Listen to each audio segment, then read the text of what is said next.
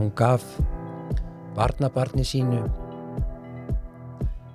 PlayStation 12 og sem að strákur var mjög ánægður með eðlilega og eins og hætti hann að mæta fótboltaæfingar.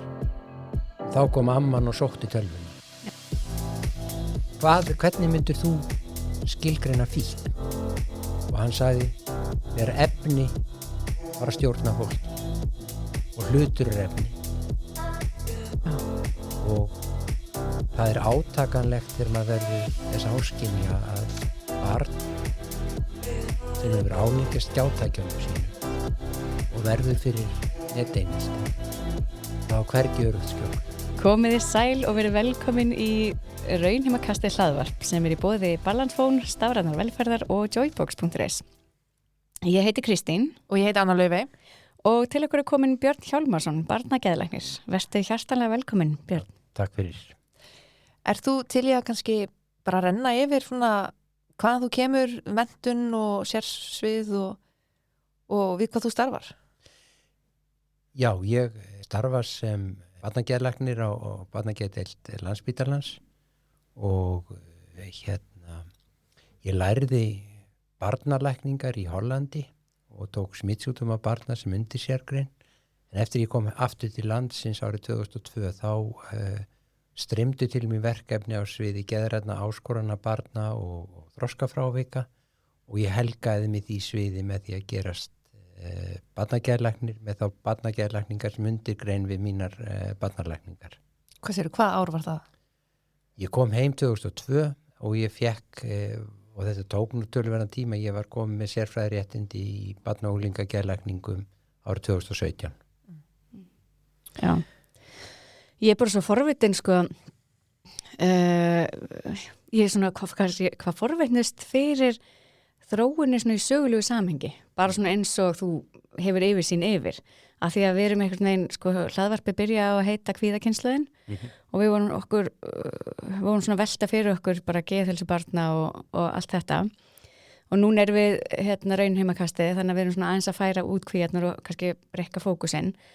En mér langar svo að vita hvernig það horfir við þér, hvernig þér finnst þróunin vera og kannski ástæður, hugsanlega einhver svör eða einhver, ég veit ekki, ráð eða bara frá þér sem mannesku eða eitthvað þannig. Þannig að hvernig svona horfir þetta við þér? Ég hef svona sett fram svona kenningu það að það hafi átt sér stað 3 byltingar í barnauppeldi í hinu vestræna heimi.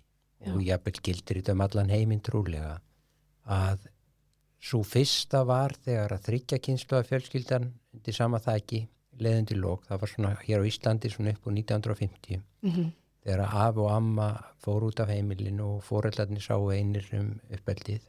Við höfum með talað þetta, hvað foreldrarnir einir á báti. Já. Og þorpið fór. Og það sem var sem sagt að á erfiðu heimilunum eða það sem voru miklir erfiðleikar þá gerist þetta þannig að af og amma hætta hlaupundi bagga með foreldrunum þegar þeim fatast flugið í uppeldinu. Og við ræddum nú áðan að það býr svo mikið viska og reynsla í gamla fólkinu og það sem að það er svo fallegt indjánars bakmælið. Það veit enginn hvert hann að fara eða mann viti hvaðan hann að koma. Já. Og afi og amma búið við góða heilsu og færni þá náðu að tengja börnin rótum sínum sem ákaflega mikil geðvernd og svona hjálpar börnunum að setja sig í samhengi við sig sjálf og sína sögu. En þetta gerist þarna upp á 1950 á Íslandi og það sem gerist þá að á heimilum þar sem kannski fíknivandi eða foreldrar glíma við stórar geðrænar áskoranir eða lífshættuleg líkamleg veikindi að þá verða börnin meira ein á báti og fara sjálf að spreyta sig á lífskátunni jafnvel áður en þau hafa þroska og getu til. Nú svo það næsta bylting þessi stórglæsilega kvenfrelsisbarátta sem hafði auðvitað leiðarljósi að jafna réttindi karla og kvenna sem sjálfsagt réttindamál og það hefur tekist þannig að atvinnuþáttaka kvenna orðin svo sama og karla og það er bara gegna konur öllum æðstu embættum þjóðarinnar, þannig að þetta hefur tekist frábærlega til, en ég lít þannig á að við feðurnir brugðumst börnunum okkar á þann hátt að eftir því sem mæðurnar fóru meira út á heimilunum þá komum við ekki meira inn í staðinn til þess að bæta börnunum upp þennan missa sem sagt móðurinn út á heimilinu, og ég lít þannig til með tilliti til uppeldis að þegar við horfum til meðgöngunar þar sem að móðurinn að tengjast fóstrinu og svo brjóstagjafarinnar og svo þessu atlæti fyrstu árina, þá þetta einfallega þannig að móðurinn dýrmætasta persónan í lífi barnsins, og þannig að og svona mér finnst þessi Kópavogslíkani varðandi dagvistun barna ótrúlega góð þróun vegna þess að sko harðgeru og duglegu börnin þola alveg langan leikskóladag, en viðkvæmu börnin eiga jafnvel í erfiðleikum með það, þannig að ef að leikskóladagurinn verður á langur að þá hleður barnið niður streitu, það verður veikist ónæmiskerfi barnsins og það tekur allar umgangsbestir og það verða miklar fjarvistir foreldra frá vinnu vegna veikinda barns sem rosalega mikið streitu þáttur í okkar lífi, þannig að við þurfum einhvern veginn mér sýnist við þurfum einhvern veginn að rata meðalhófi þarna að skapa foreldrum tækifæri til að vera lengur heima með yngstu börnunum og að gæta okkur á því að leikskóladagurinn verði ekki á langur og svo sem sagt og ég held að við séum bara á góðri leið með að finna betra jafnvægi þarna. Já, ég ætlum að segja, það eins og við séum út í miðri á, þú veist, konur byrjar að vinna meira en kannski karlanir glemt að taka boltan, en kannski það vonandi að fara að koma. Já. Og Kópavog aðeins að reyna að minnka streitu, en sko atvinnumarkaðurinn samt ekki komin þangað, þannig snúið fyrir marga, þannig að við erum svolítið í miðri ferlinu og það erfitt. Já, jú, nákvæmlega. Allt verður að haldast í hendur, en þau bara alls konar fólk og stofnanir og börn og þetta helst ekkert allt í hendur. Nei. Þannig að þetta svolítið, já, þetta erfitt, sko. Og svo til að bæta sko gráun og svart með þetta, þá erum við ekki góð við unga fólkið okkar, það svo flókið að koma sér þaki yfir höfuðið, húsaleiga há, húsnæðisverð hátt og vextir í hæstu hæðum, og ég hitti reglulega foreldra sem að hafa áhyggjur af því að þau sé að vinna mikið barnanna vegna og segja bara en við getum ekki annað, annars getum við ekki greitt af lánunum. Já. Þannig að mér finnst þarna við erum að búa unga barnafólkinu erfiðar aðstæður og við þurfum að leita leiða til að létta undir með unga fólkinu og mér finnst þarna líka að fjármálafyrirtækin þurfi svolítið að verða samfélagslega ábyrgari, að horfa ekki bara á arðsemi rekstur sem heldur líka á þeirra stóru og miklu samfélagslega ábyrgð. Nú svo þriðja byltingin stafræna byltingin og þá sé ég það þannig fyrir mér að börn sem eru fædd upp úr aldamótum að þau eru svona stafrænir frumbyggjar því þið þekki ekki annað en þennan heim, en sérstaklega mín kynslóð, við erum stafrænir innflytjendur því að við ólumst ekki upp þessa tækni, við þekkjum munin og ég hef nú opinberlega verið að vekja athygli á þessari stöðu og þá líkt við risaeðlu en hérna það sem þannig að þessi stafræna bylting hefur farið svo hratt fram og hún svo kröftug og öflug og hún hefur komið niður á börnum, sérstaklega viðkvæmustu börnunum. Ef það lætið að líða aðeins betur, þá ég tölvunarfræðingur og starfa sem afforeldri í 10 ár og ég hef líka verið kölluð risaeðla. Takk fyrir þetta. Mér finnst þetta að vera rós. Já. Allt sem kröftugt líka vand með farið. Já. Og það gildir stafrænu byltinguna og auðvitað þetta gríðarlega framfærir og ég man þá tíma þegar ég stóð ungur maður með fullt fangið af gíróseðlum að borga reikningana í byrjun mánaðar í langri röð í bankanum, en núna borga ég allar menna reikning á innan við 2 mínútum í farsímanum mínum. Ég hugsa þér, en samt höfum við alltaf minni tíma. Já, þetta allt tekur svo stuttan tíma en við erum að kafna á tímaleysi. Já, akkurat en sem sagt, það sem að vandinn sá að byltingin hefur þetta ógnarafl að borða börnin sín og mér finnst stafræna byltingin eins stórkostlega hún að þá hefur hún mikla vaxtarverki og ég hef haft langan aldur sko bara áhyggjur af því að við náum ekki að vernda börnin okkar nógu vel. Já, ég sé, ég þykja því þú hefur skrifað þetta mjög lengi. Já. Alveg, ég held að fyrsta grein sem ég séð eftir var 2018. Já. Og það mjög snemma í þessari umræðu að byrja að tala þetta þá. Já, ég sá þetta bara fyrir að þetta svo öflug tækni og sko börn þeir eru útsett fyrir því að geta á örskotsstundu náð sér í alltaf besta, fallegasta og dáðríkasta sem mannsandinn hefur gert. En á sama tíma það ljótasta og allra versta og þau kunni ekki að vara sig á hættunum. Nei. Og þetta og það sem tilfinnaleg vöntun á löggæsla á veraldarvefinn. Og ég held að fyrsta mikilvæga löggæslan sé að við foreldrar setjum börnum útivistartíma varðandi þessa tækni og ég mjög áfram það að bara að börn undir 15-16 ára aldri eigi ekki að vera á samfélagsmiðlum, þau eigi ekki að hafa óheftan aðgang að veraldarvefnum, heldur vera á vernduðum vefsvæðum þar sem þau geta prófað sig áfram og lært á þessa tækni og það sé öruggt. Það svo í síðnútímanum að þá finnst okkur foreldrum og öfum og ömmum að börnin séu örugg innan veggja heimilisins. En ef þau eru einin í herbergi og komin í tæri við misindismenn á netinu, þá þau sko fjarrið í örugg. Já.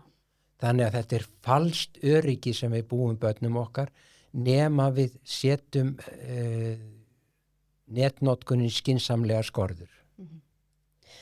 Mér datti hug áðan, það varst að tala sko, var það ekki þú varst að tala já, bara minni tími með börnum og svona, sem hefði komið bara með tímanum, svo hinn bógin og þetta kannski bara ólíkur fókus ég hef ekki sett puttana á þetta ennþá en kona sem 15 árum hún svona 55 ára núna hún var að tala bara, veist, ég var í fótbolta, ég held að foreldrar minni hafi aldrei komið á fótboltamót, maður var kannski að vinna einhverja sigra og þau voru bara núast á fótboltum, já, gekk vel, frábært þetta svona ólíkur, svo eru kannski foreldrar í dag sem ég vel að mæta á æfingar og koma hvert einasta mót og báðir foreldrar og það líka kannski partur sem ég var að segja núna að það aldrei tími, maður alltaf vel bara mikið að gera hjá öllum.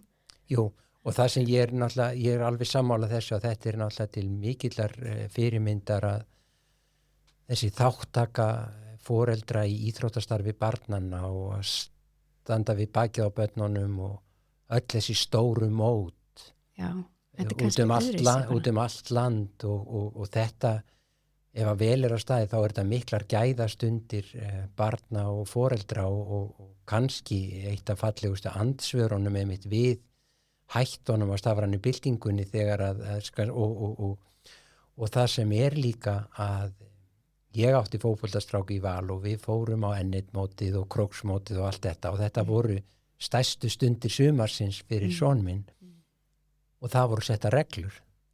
Engin skjátæki með í för. Já. Og þarna sem sagt bara til að spilla ekki gleðinu og þeir strákarnir eða börnin væri að njóta samvista hvort við annað og það þetta gríðarlega mikið uppeldi skildi í íþróttaiðkun barna, þau læra það reglur sem það að fara eftir og það og svona læra gildi samstöðunar og þetta þannig mjög mikilvægt. Það eina sem að ég hef svolítið áhyggjur af núna í síðnútímanum þessi svona svo kallega afrekshyggja. Að það sé of snemma verið að setja of ríkar kröfur á börnin því að fyrst og fremst þarf þetta að vera gaman og börn þroskast mest og læra hraðast meðan þau hafa gaman. Það bara þannig. En er mikið þannig á Íslandi? Ég hef heyrt það að nágrannlöndin eru ekki með þennan fókus Nei. á þessa afrekshyggju eins og það segir. En eitt sem ég líka vera að hugsa því að ég elska, íþróttir og frístundir fyrir börn og það eru bara mjög mikilvægur og góða forvarnir. En svo eru mörg börn sem samt með alveg alltaf 3 íþróttum. Já. Og svo kannski æfa hljóðfæri líka. Ég hef verið að velta mikið fyrir, erum við ekki bara líka að setja hann svo mikið á börnin, þau fá enga frjálsan tíma, þau geta enga frjálsan leik, þau þurfa hvíld líka, ekki án svolítið langur vinnudagur, svo fara þau í skólan, svo fara þau í frístund eftir skóla og svo beint í íþróttir og hverjum degi alla vikuna. Jú, ég tek undir það er svona meðalhófið er best. Já. Og við viljum ekki hafa börnin okkar vanvirk en við viljum heldur ekki reisa þeim hurðarásum öxl. Og þessi frjálsi tími þegar barnið er eitt með sjálfu sér og lærir að dunda sér og ég man þegar ég var í sveitinni í Sveinatungu Norðurárdal og sagði amma mig leiðist og hún svaraði Bjössi minn það er svo hollt að láta sig leiðast. Og ég skildi hann nú ekki alveg þá en ég skil hana betur með árunum að ég spurði son minn yngsta þegar hann var 9 ára Atli minn hvað er nú að dýrmætasta sem þú átt og hann svaraði ímyndunaraflið. Wow. Og það er nefnilega akkurat það sem er að þegar að börnunum leiðist þá virkaði ímyndunaraflið og þau taka upp skapandi leik hvað sem það er, hvort það er að teikna eða föndra eða hvað það er en þessi tími er ótrúlega dýrmætu fyrir börn og við megum ekki taka hann af þeim. Þannig að og svona það var einu sinni uppeldistefna fyrir mörgum árum síðan að hver fjölskylda ætti að hafa leiðindakvöld og þá var það bara þannig að það var farið yfir svona vikuna og hvað var nú það besta sem hafi gerst og svo var kannski spilað eða vöfflukaffi og eftir eða hvað það var en sem sagt að ég held að hraðin og spennan í nútímanum sé orðin svo mikil að við þurfum að standa vörð gæðastundirnar.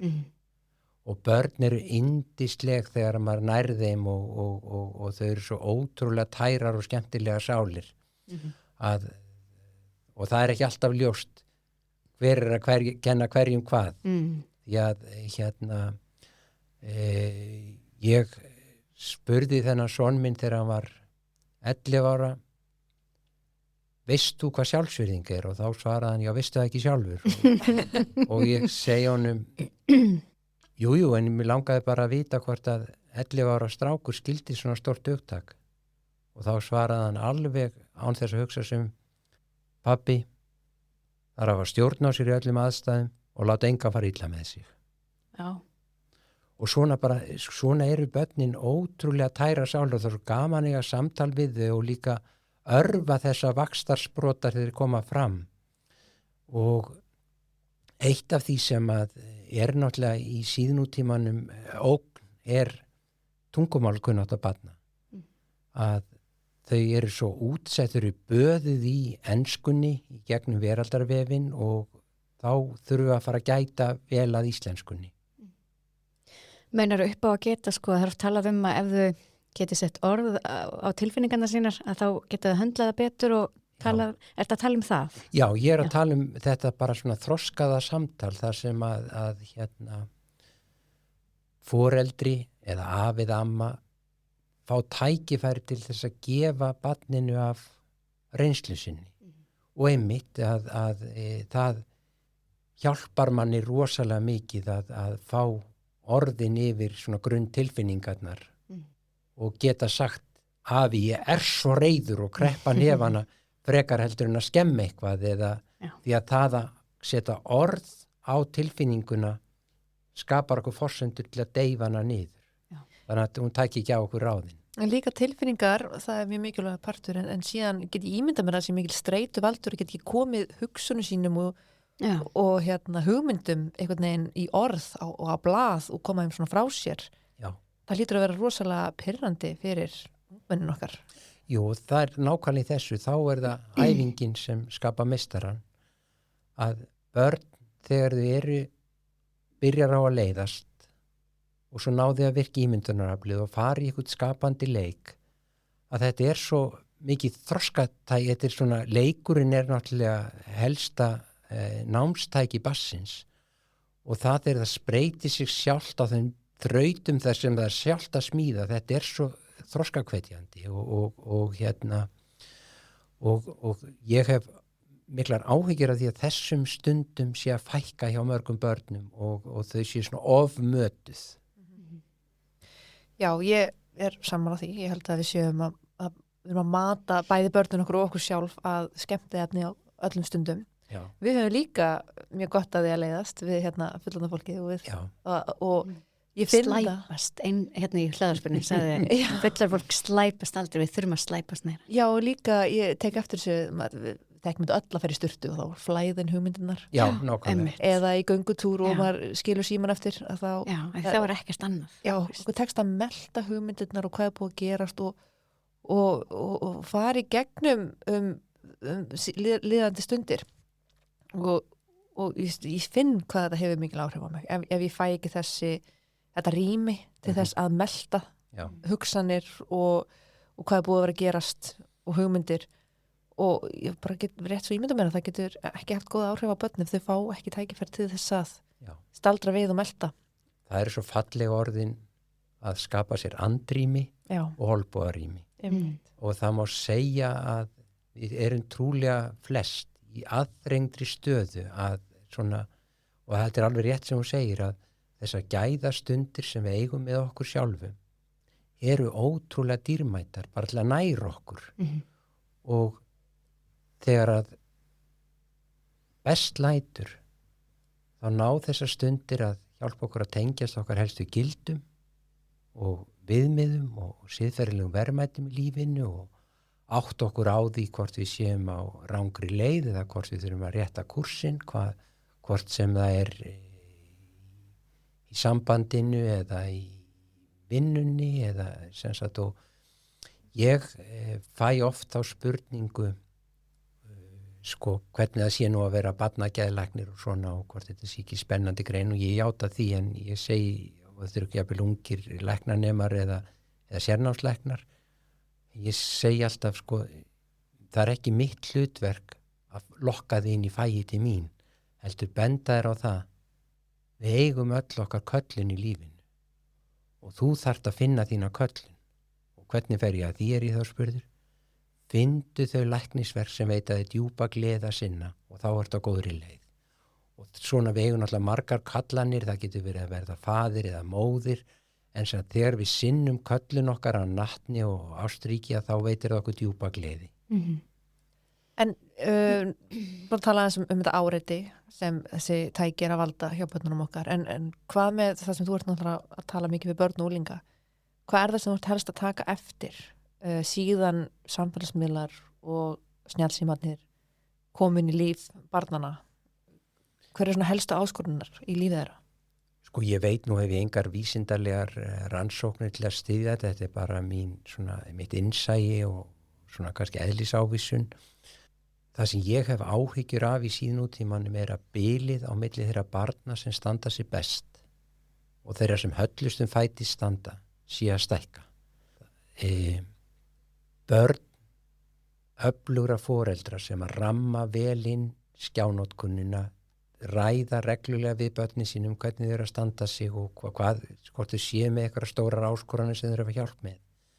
Þau eru svo margfalt betur sett heldur en þau börn sem að jafnvel alast upp á heimilum þar sem eru alvarleg veikindi, fíknivandi eða sem sagt og eru jafnvel alast upp á heimilum einstæðra foreldra þar sem að í rauninni getur gerst að skjátækin verða barnapían og það er einhver falskasta barnapía sem hægt er að finna. Það eru skjátækin sérstaklega þau eru opin fyrir veraldarvefnum óheft. Og algoritmanum. Hann er náttúrulega langverstur í þessu. Já. Það er það og það er búið að vinna stór átak í skólum með eineltisáætlunum og þess áttar og og náðst góður árangur en svo kom stafræna byltingin og ég sé ótrúlega ofta þegar skólarnir taka á eineltismálum í skólan þá flýst bara eineltiðin á netið. Já. Og það er átakanlegt þegar maður verður þess áskynja að barn sem hefur ánýtjast skjátækjunum sínum og verður fyrir neteinelti þá hvergi örugt skjól. Meðan eineltir á skólalóðinni þá er barnið að minnsta kosti örugt heima hjá sér. Já, einmitt. Þannig að við höfum séð átakanlegar myndir af því að þetta getur bara þýtt að barnið þarf á aðstoð barna og unglingageðdeildar að halda bara með þessa hræðilegu stöðu. Já. Þú hefur talað einmannaleika hjá börnum. Já. Að hann sé að aukast. Já. Sem bara alveg útrúlega leðilegt að heyra.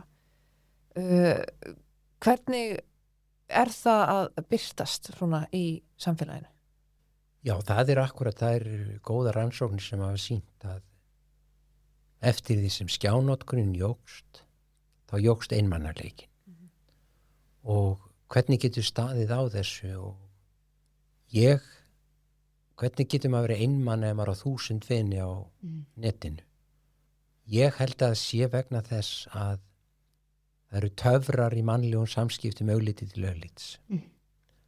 Kristín, hvað gerum við eiginlega þegar við viljum hætta þessu skrolli og hætta að hanga svona mikið í símanum en við þurfum samt að nota tæknina? Eða ekki bara sjálfstjórn? Er það sjálfstjórn? Já, getur reynd. Já, virka ekki fyrir mig, en við getum líka reynt Balancefón. Balancefón er komið til landsins og er sími sem útilokar allar truflanir. Kíkja á balancefón.is og kynnið ykkur málið. Og ég er mjög trúaður og ég var svo ánægður, það var rannsóknarhópur í Kalkari sem að nýverið sýndi fram á það að það er ekki bara innrautt ljós sem að heitur mannslíkami geislar út, heldur annars konar ljós. Og ég held að þetta sé ljós kærleikans og það er hinn svona þægilega djúpa og ríka nánd sem við náum í mannlegum samskiptum augliti til auglits. Veraldarvefurinn getur ekki endurskapað þetta. Þannig að maður getur átt í 1000 samskipta en maður upplifir sig einmana af því að maður fær ekki þessa nánd og næringu frá öðrum. Þrátt fyrir að samskiptin geta verið mikil og ríkuleg og listræn og allt þetta, þá er alltaf þessi fjarlægð í spilinu og sá sem er einmana hann upplifir mikla fjarlægð milli sín og annarra og það er nákvæmlega þessi mikla fjarlægð sem er á veraldarvefnum og þessi fjarlægð gerir það líka verkum að við leifum okkur að framkvæma hluti á veraldarvefnum sem okkur myndi ekki detta til hugar á í mannlegum samskiptum og ég svona gerði nú einhvern tímann svona skoðun á þessu bara út frá sjálfum mér að það eru til þrenns konar traust. Það er sjálfstraustið sem er mjög mikilvægt. Það er grunntraustið sem að Erik Erikson talaði sem að hann kallaði basic trust sem er þannig að í góðu og nærandi uppeldi þá fær barnið þessa tilfinningu að heimur sé áræðanlegur og fyrirsjáanlegur staður að vera á. Og þið getur rétt ímyndað ykkur þegar grunntraustið er brotið og heimurinn er ekki lengur áræðanlegur og fyrirsjáanlegur staður að vera á. Að þá er orðið grunnt á flótt og árásarviðbragðinu. Og þetta er akkurat það sem við sjáum í börnum í nútímanum að það er grunnt á flótt og árásarviðbragðum og þau eru jafnvel að meiða hvort annað og gera hóparási hvort á annað í beinni útsendingu og svona. Þetta er svona bara óhugnaður sem er harmi slegin yfir. Og síðan er þriðja traustið sem að ég tel ekki síður mikilvægt er frumtraustið. Það er að segja í hversu góðum tengslum er ég við sjálfan mig. Og það er svo notalegt þegar maður situr í viðtölum við börn og samtölum og maður finnur að barnið situr vel í sjálfu sér. Það er nærri sjálfu sér og það er í takt við sínar tilfinningar og hefur góða stjórn á sér og er að vanda sig við að svara flóknum og erfiðum spurningum. En þegar að frumtraustið brestur, þá getum við ekki lengur dvalið í sjálfum okkur. Og hvað gerist þá? Þá fer flótt og árásarviðbragðið að beinast að okkur sjálfum. Og það það sem að við erum að hjálpa börnum með sem þurfa á svona þriðju línu geðheilbrigðisþjónustu að halda. Það iðulega það að frumtraustið orðið mjög veikt og mér finnst í rauninni að óábyrg netnotkun barna, hún vegur að sjálfstraustinu þeirra og sjálfsmyndinni, vegur að grunntraustinu og vegur að frumtraustinu. Og þetta eina leiðin til þess að efla þessi traust bara ástríkt og gott uppeldi þar sem að góður agi ríkir. Einhver munur á stelpum og strákum í þínu starfi? Sérðu mikinn mun þar á milli? Sko það ég veit ekki hvernig á því stendur en talandi flótt og árásarviðbrögðin að þá þetta bakvið árásina býr reiði. Og þegar að erfiðleikar hjá okkur strákana þá bregðust við oftast við í reiði. Á sama tíma og stúlkurnar eru svona hneigðar undir það að fara inn í sig og verða kvíðnar og óframfærnar. Og þetta ég veit ekki sko, og þessi munur komin fram löngu áður en kynhormónarnir fara af áhrif á heila búið en það auðvitað undantekningar á þessari megin reglu en sem sagt og má segja öll börn sem fá slæmt uppeldi í grunninn mjög reið og það geta bæði verið stelpur og strákar en svona vansælir strákar eru reiðir og vansælar stúlkur eru meira kvíðnar. Og hver það helst að birtingamyndin þarna í hegðun og ef maður reynir að horfa á sín börn eftir hverju þetta leitast? Já sko það nú er í sérfræðilæknir á þriðju stofnun og það flókið og erfitt en stærsta og flóknasta hlutverk sem ég tekið að mér á lífsleiðinni að vera faðir. Þannig að uppeldishlutverki ótrúlega flókið og ég tel að það allra besta sem við gerum sem foreldrar eiga sem flestar og ríkastar gæðastundi með börnunum okkar. Það þurfi ekki að vera svo langar. Ég meina, á einum hálftíma getur maður gefið barni tilfinningalega næringu sem dugar því í bara viku. Og það sem að ég legg höfuð áherslu á í mínu störfum að foreldrar tryggi góða svefnrútínu. Því að börn sem að sofa vel og reglulega þau eru svo miklu þrautsegari og svona útsjónarsamari heldur en börn sem eru vansvefta að borða hollt og reglulega, hafa góða reglu á matmatstímum og kvöldmatartíminn hefur sýnt sig að hafa mikið geðverndargildi þar sem að fjölskyldan skjálaus og það fá allir tækifæri til þess að ræða atburði dagsins. Og þetta svona þjálfun sem að við öðlum svona með tímanum að hvernig var nú dagurinn þinn onni minn og þá koma upp hjá börnunum erfiðleikar sem getur verið mikilvægt að viðra með þeim. Eins getur þetta verið ánægulegu dagur og þá getur maður samglaðast með þeim. Og svo finnst mér ótrúlega mikilvægt, sérstaklega eftir með þéttingu byggðar í höfuðborgarsvæðinu, að þá erum við nánast að útrýma öllu grænu leiksvæðum barnan okkar og hvar eiga börn að leika sér í dag. Og það að fara með börnin okkar út í náttúruna, ganga með þeim á fjöll og svona að það ótrúlegt sem ég hef svona bara, ef ég eignast 4 syni og mér finnst að fara með út í hjólreiðatúra eða göngutúr eða jafnvel í fjallgöngu, að það kjaftar á barninu hver tuska, maður búin að skapa þeim vettvang til að tjá sig.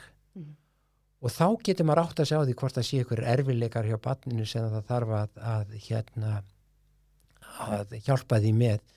En það ekki sérstaklega gæfulegt að barn sem kannski illa fyrir kallað og segja, nonni minn, nú sest þú niður og nú þurfum að ræða saman. Það getur sett bara barni í varnarstöðu og þannig að ef maður vill vita hvernig barninu gengur þá þá skiptir svo miklu máli að skapa því vettvang það sem það afslappað og að ganga og helst út í náttúrunni því að við hefum ótrúlega fallegt land og ég veit ekki hvort ég megi fara út í jógaheimspekina með ykkur en það þannig að það jógaheimspekin heldur því fram að það orka í öllu efni og þessi orka og þar með mannslíkamann og þessi orka á þrennu formi. Það fíngerða og hátíðni orkan sem kölluð sattva. Það sem að öll dýrin í skóginum eru vinir. Það ríkir þakklæti og fríður og samhljómur. Og þetta eftirsóknast verðasta orkan og hana getur við sótt út í náttúruna. Og jóga snillingar segja sko að það sem svo einkennandi við íslenska náttúru, hún svo ótrúlega sattvísk. Já. Síðan kemur þung og erfiða orkan sem heitir tamas, sem svona, maður á ömurlegan dag, maður fylltur af einhverjum ónotum og maður veit ekkert hvað þetta kemur, maður jafnvel með viðbjósnút í kviðnum og maður svona framtakslaus, maður daufur í dálkinn og maður hefur sig í þau verkefni sem maður þarf að sinna og algjörlega bara hlaðin vondri orku, svona þungri og vondri orku og þessi orka heiti tamas og það vonda við tamasorkuna að hún getur rænt okkur dómgreind þannig að barn sem fer uppfullt af tamasorku vegna einhverja erfiðleika í skólan getur jafnvel mist dómgreind og farið að veitast að bekkjarfélögum sínum eða skemma hluti eða þess áttar. Og svo til millistig, milli þessara tveggja sattva annars vegar og tamas hins vegar sem kallað ratsjas. Og hún þannig gerð að hún 50% tamas og 50% sattva. En að það bara kotrósknu börnin sem eru háttprúð og allra vinir og með ekki vamsitt vita, þau eru ótrúlega sattvísk. Og ég nefni þetta núna að þetta ekki læknisfræðileg heiti en þetta svona jógaheimspekin ótrúlega djúpun svo mörg þúsund ára gömul og þessi hugtök eldast vel og ég bara að þjálfa mig í því að ef ég hitti sattvíst fólk þá það fólk sem ég vil eiga samtal við. Ef ég hitti fólk sem í bullandi tamas þá á ég það til að taka til fótanna. Því að það fólk í slíku ástandi oft að meiða án þess að vita af því. Það að segja ónargetna hlut og þess áttar og þannig og gildir þetta fullorðna, já, svo sannarlega gildir þetta börnin okkur, já, þetta gildir okkur öll, þetta gildir líka dýrin að til dæmis vel upp aldir hundar og hestar eru ótrúlega sattvískir og trúlega eru sattvískustu verurnar að þeim öllum, það eru spörfuglarnir okkar. Já, vá. Ég átti ekki vonu þessu, þetta var og takk fyrir að þú veist að tala þú veist læknir að þessu sviði en flóknast að sé að vera faðir bara, mér leiði svo séðri og var gata að heyra það. Já, ég maður stendur og gati stundum. Veit ekkert erfiðar en að vera mamma, sko. Það flóknasta verkefni sem ég hef tekið fyrir höndum. Já, svo gerir maður sitt besta, maður samt að gera, mann finnst maður stundum verið að gera alveg fáránlega hluti. Já, andalist mistök. Já, já. En það svona, sem sagt að ég sé það í mínu starfi að það svo einkennandi með móður hjartað ef eitthvað bjátar að hjá barninu okkar þá skal mamman alltaf vera fyrst til að kenna sér já. Jafnvel þó hún hafi ekkert haft með þetta að gera og það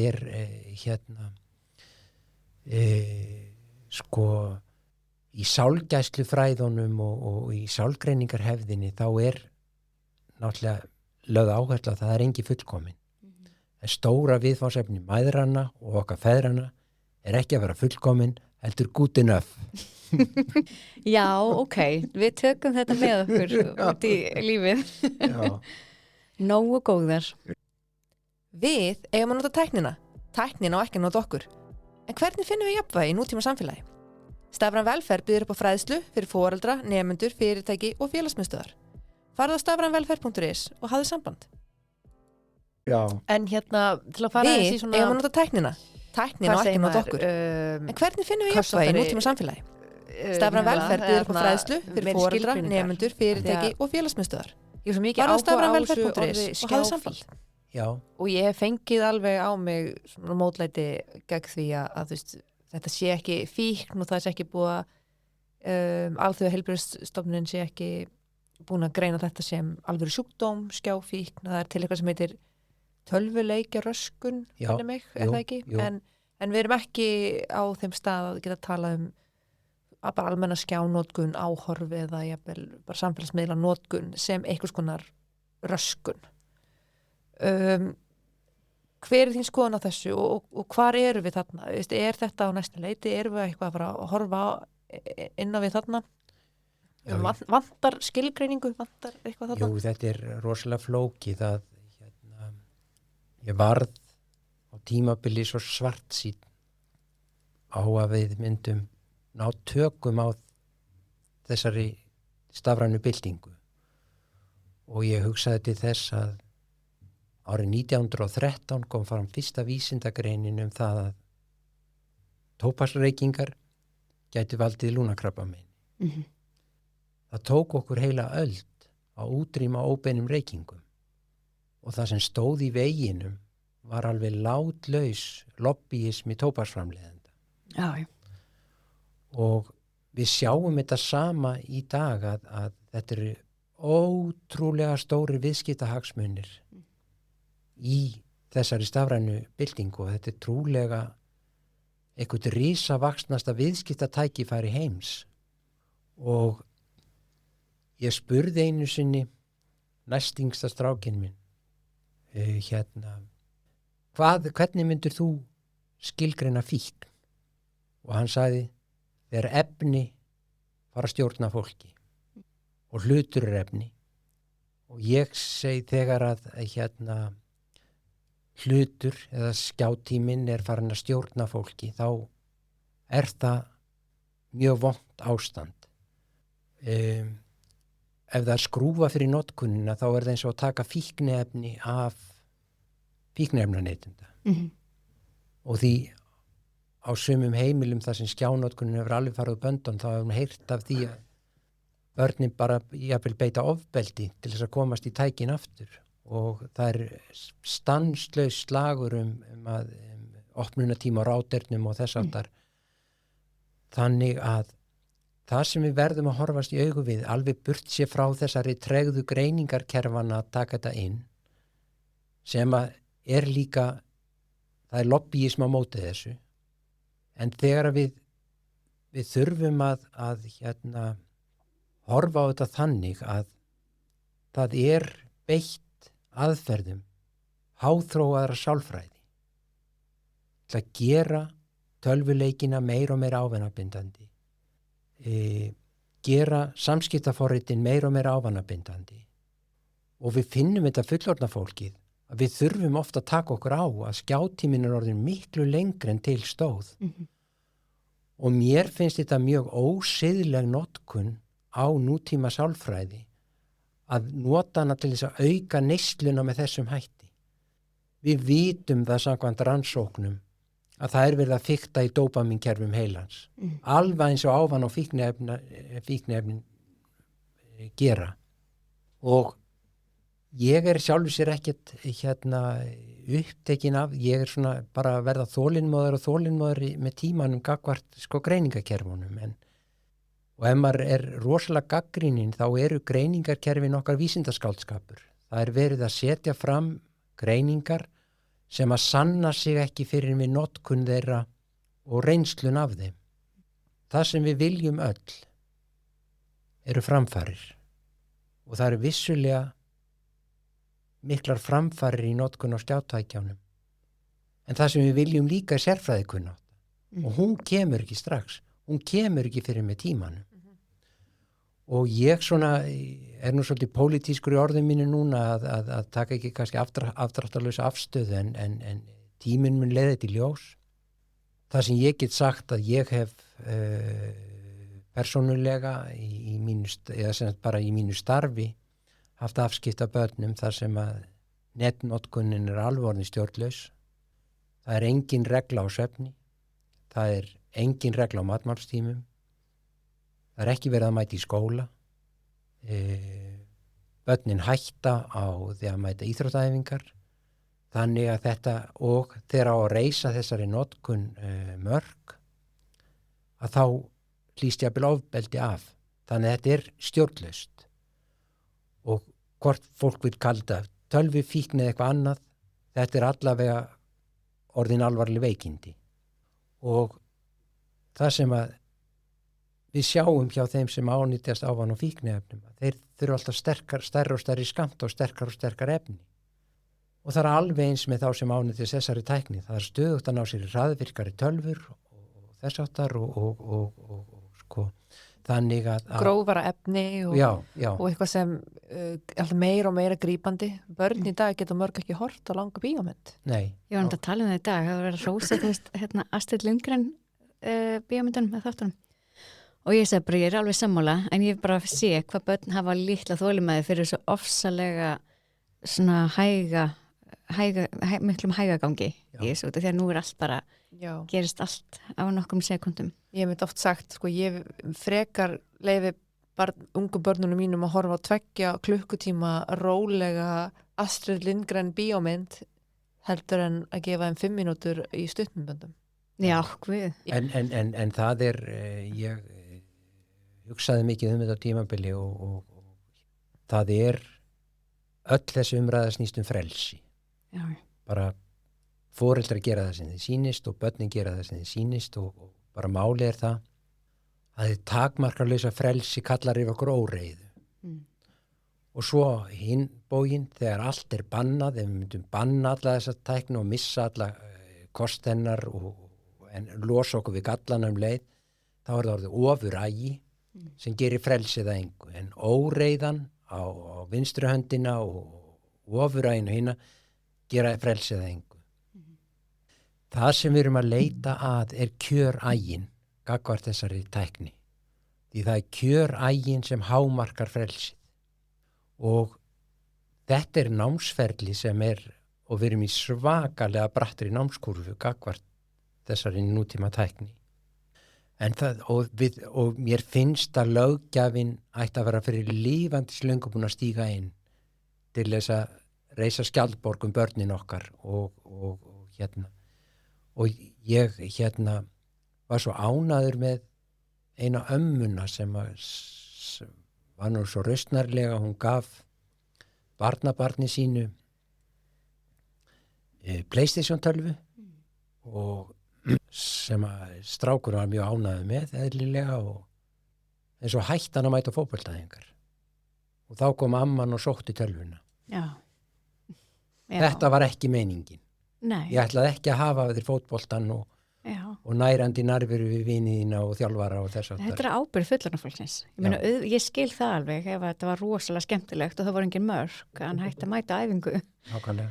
Þetta okkar.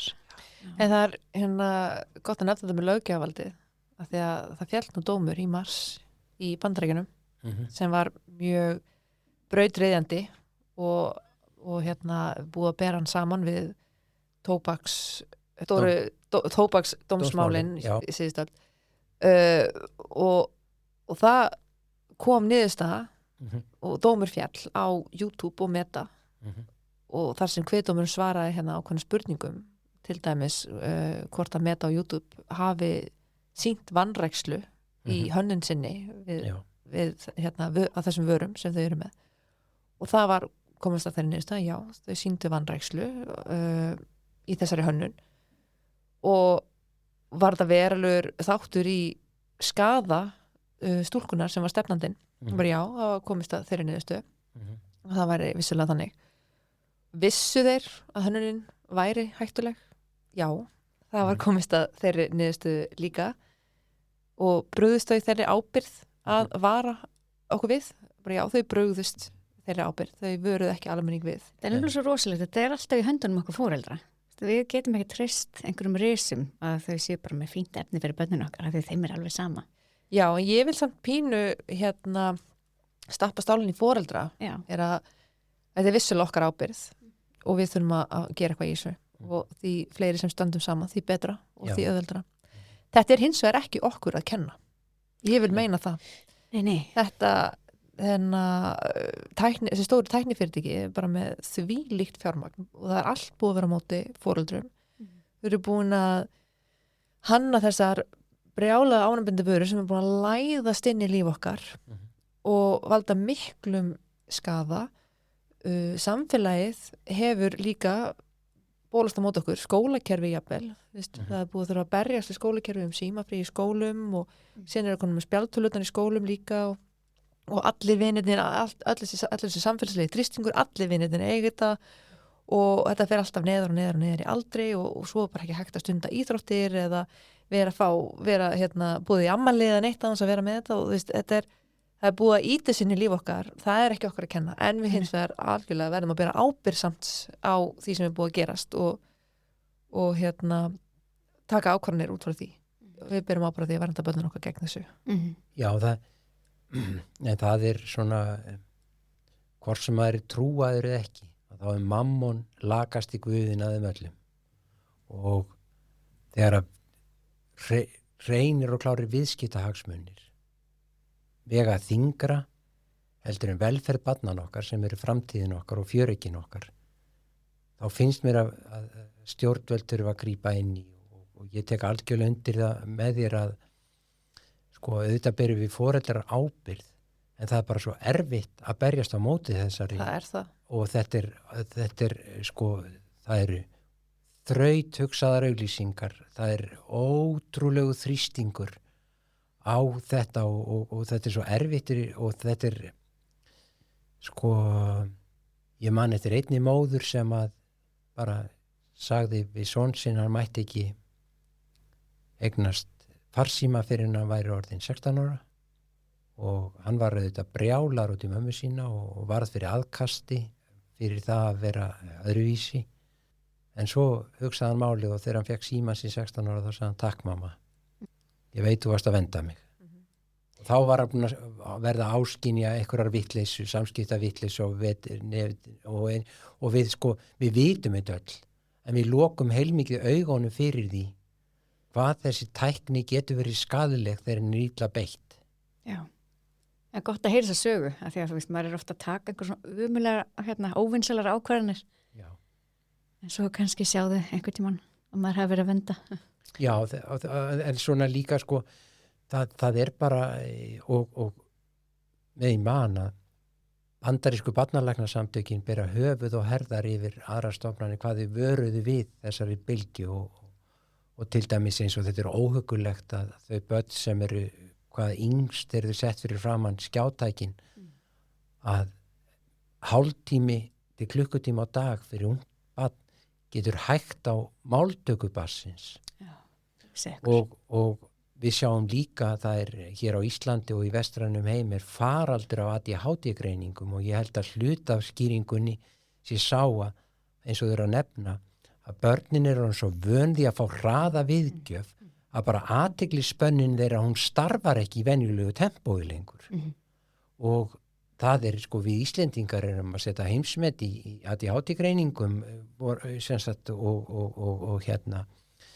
og þetta, ég held að þetta við hljótum, þeir erfðaþættir sem ráða því hvort við fáum ADHD eða ekki, þeir eru ekki að breytast svona hratt, en það er bara faraldur af ADHD-greiningum. Það er líka offitu faraldur meðal barn og unglinga og hvernig tengist það þessu? Bandarísku barnalæknasamtökin eru að benda á það að þau börn sem eru mest í skjátækjunum eru bara ekki að reyna á líkamann. Og þau hafa tilhneigingu til að fitna og það er bara þeim nær sem tæki kemst barninu þeim meiri hættir á að það fara að þyngjast og til dæmis að barni fái sjónvarstækin í herbergi sitt það er bara hefur sterk tölfræðileg tengsl við að barni fara að þyngjast. Já. En það sem þú talar áðan að þessir erfðaþættir með ADHD að þeir væri ekkert að breytast á öllum þessum árum, en erum við ekki að taka greiningarferlin dýpra, erum við ekki að greina bara fleiri heldur en áður, eða sumir tala um það? Ég tel að við þurfum að hugsa okkar gang verulega því að svona það hafa verið gerðar svona meta-analýsu á algengi ADHD á heimsvísu og það er 5%. Já. En síðast ég heyrði, ég segja nú án ábyrðar að var þetta nálgast 20-25%. Já, það er svoleiðis á Íslandi. Á Íslandi. Já. Í ákveðnum aldurshópum og þetta náttúrulega, við hljótum að skoða eru einhverjar samfélagslega breytur sem að ýta undir þessa bylgju og ég held að ekkert hefur breyst meira og hraðar heldur en stafræna bylting. Þannig að, og það eru rannsóknir sem sýna þetta, það eru tengsl milli athyglisvanda og mikillar skjánotkunnar. Og það er líka þannig að svefnlyfjanotkun barna er komin upp úr öllu valdi og er líka tengt við þessa byltingu og ég meina hvað er það sem heldur aftur af vísindamönnum að koma fram með þessar niðurstöðu sínar og kynna þær fyrir fólki og ég held að það sé sko það sama, það sé stanslaus lobbyismi á móti vísindunum í þessu og mín tilfinning er svo að það sagan er að endurtaka sig með hinna stafrænu byltingu og tóbaksiðnaðinn að framleiðendur þessarar vöru er ekki að stíga nógu sterkt fram og vara við fylgikvillánum. Ég myndi vilja sjá á öllum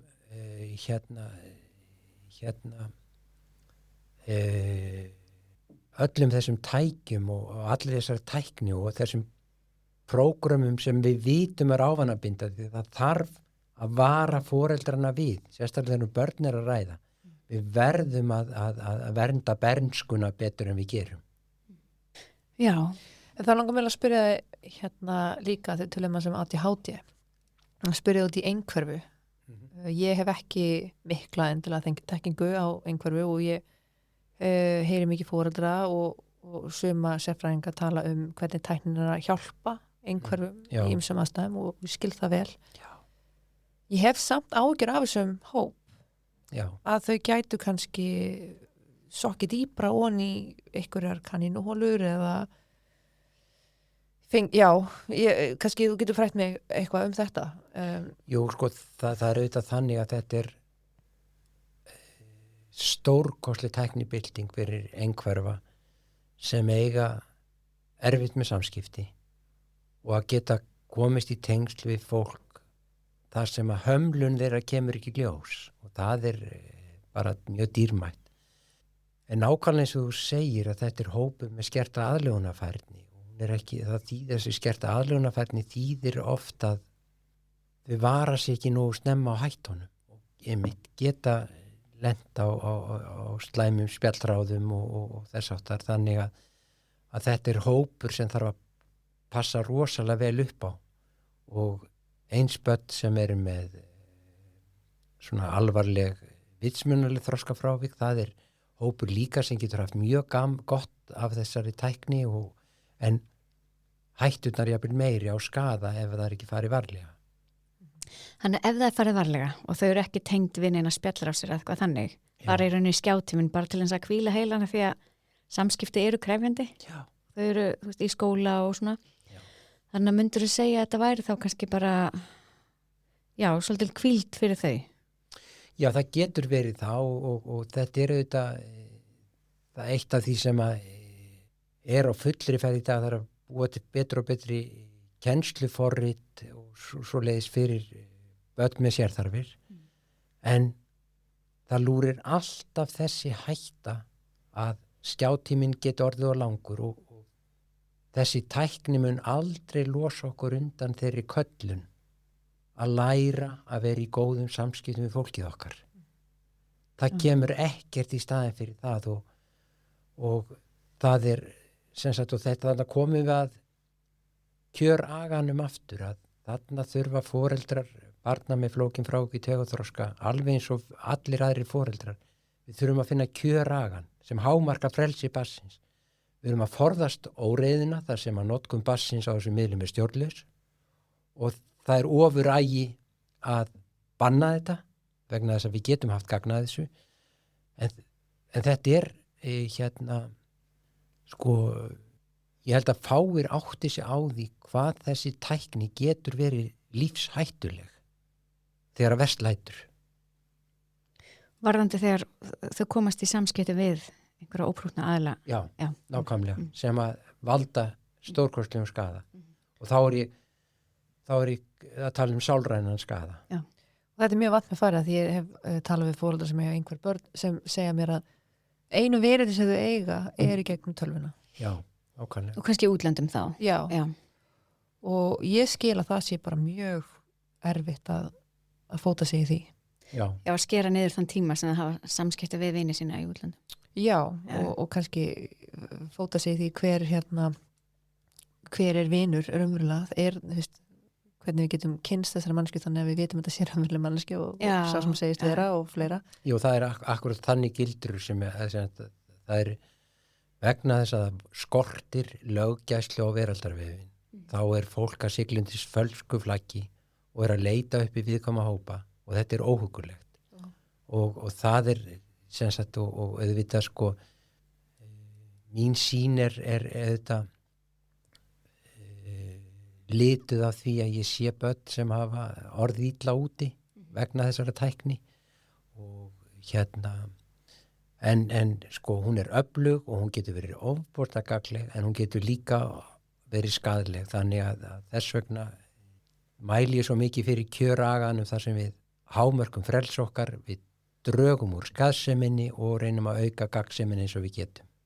Og það bara nefna líka að því að ég veit að margir hinga til allan að hafa treyst á það að ef þú getur séð mannesku í myndsímtali þá séð það raunverulega mannesku sem segist vera svo sem hún segist vera en það er með nútíma tækni mjög auðvelt að breyta bæði útliti og rödd í bara gervigreinda forritum í beinni bara vídeóupptöku þannig að þú veist það er ekkert endilega sem bendir til þess að þetta sé manneski sem hún segist vera, þannig að þetta er mjög vant með farið. Þetta er rosalega vant með farið og það verður aldrei og ég tel að með svona hlaðvarp eins og þessu þá er ákallið þetta til foreldra hafið eftirlit með börnunum ykkar. Öll börn hafa gott af stafrænum útivista tíma þar sem er skilgreint í hverju hvaða notkun er leyfilega á þessum tækjum á hvaða tíma dagsins gætum að svefninum, gætum að matmálstímanum því það hefur geðverndar gildi að passa upp á þetta og gætum þess að við römmum þetta ekki inn að þá getur þetta orðið stjórnlaus notkun. Þetta voru frábær lokaorð. Eða hvað fyrirgefðu? Þú varst með Mér langaði svo að spyrja eitt í viðbót. Já, þá gerum við það. Algjörlega, ég er enda með eitt líka við. Ok, bara svona til að enda þetta. Ég sá gamla grein eftir þig þar sem þú varst mjög snemma á ferðinni í umræðinni að tala tækni í skólum, spjaldtölur í skólum, spjaldtölu innleiðinguna í Kópavogi og við höfum svolítið verið að ræða með þetta hér. Við fengum okkur í síðasta þætti til okkur Trausta Magnússon sem var í skóla sem var með iPada og hann sagði okkur frá því, við höfum líka fengið Bergþóru Þórasdóttur sem vinnur sem verkefnastjóri hjá Kópavogsbæ og hefur verið að innleiða hluta þessar innleiðingu með spjaldtölunar og við höfum líka fengið okkur til okkar Kristján Ketil sem er dósent í HÍ sem talar mjög gagnrýnið á spjaldtölunotkun og mér finnst gaman að sjá það þú skrifar eitthvað, varst í eitthvað devafrétt hvað er 2019 eða eitthvað, bara mjög langt síðan þar sem þú ert að gagnrýna skjátnotkun í skólum og við vorum að tala með einhverfa og hvernig sum svona mentatækni geti hjálpað á þeim hópum. Mér langar bara að spyrja þig almennt hvað þér finnst mentatækni eða skjánotkun í skóla, í menntun og í skólum, en líka það sem ég hef ágjörð að vera þótt að þetta gagnist kannski einhverjum mjög ákveðnum hópum, að þið gæti samt haft skaðlega áhrif á aðra hópa innan skólakerfisins. Hvað finnst þér þetta? Jú, ég var alltaf mjög efins og það að tækni sér til staðar felur ekki í sér neina skildum að nota hana og ég þegar á þessum tíma þá hafði ég ekki séð neina rannsóknir það að þetta hefði eitthvað viðbótar vægi fyrir grunnskólanám og það var líka þannig að þessar fyrstu spjaldtölfur í skólanum voru opnar á þann hátt að þau gátu verið bara í leikjum í fartölvunum eða í samskiptaforritum jafnvel í skólanum í staðis að vera í þeim forritum sem það átti að vera að læra í.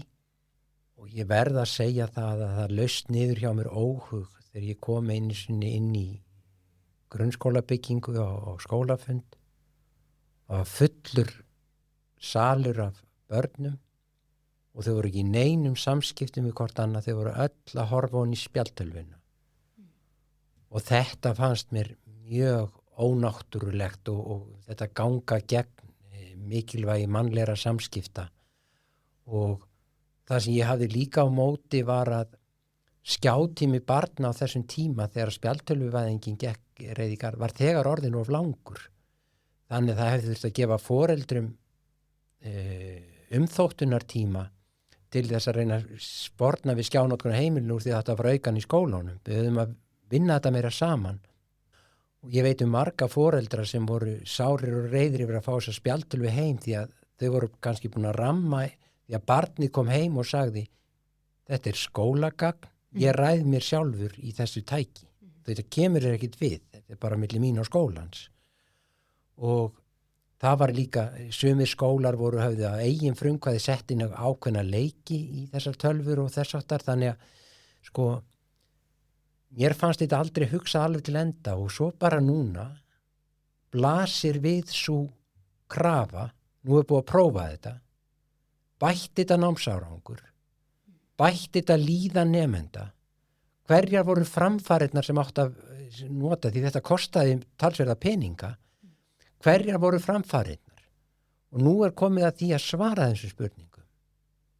Já, það bara rosalega sterkir punktar. Og ég meina PISA-kannanir og öll önnur próf sína í rauninni að það hefur ekki verið neitt brjálaðar árangur og þert á móti í rauninni. Já, og það líka svona mannshugurinn og við bara sem líffræðilegar verur við getum ekki aðlagast svona öflur í tækni svona hratt. Þannig við verðum að innleiða hana hægt og svona góðir hlutir gerast hægt. Þessi innleiðing hefur farið fram allt og hratt. Og það líka, ég lærði nú í mínu læknanámi fyrir mörgum árum, þá var ég með frábæran handleiðara sem að hvatti mig til þess að vera með glósubók og hvort sem ég var að taka sjúkrasögu eða á fundum og punkta hjá mér svona minnisatriði. En þann dag í dag þetta öflugasta námsaðferði sem ég kann þegar að tileinka með nýtt efni þegar að lesa flókna vísindagrein og eitthvað sem ég skil ekki alveg strax, taka sér bara penna og blað í hönd og fara að punkta niður til þess að meðtaka kannski mjög samanreikin boðskap. Já. Og ég held að þetta gildi að saman börnin okkar, það bara mjög mikilvægt námstæki að þau heyri orðin og skrifi þau niður og ég held að tölvan geti aldrei komið í staðinn fyrir þetta.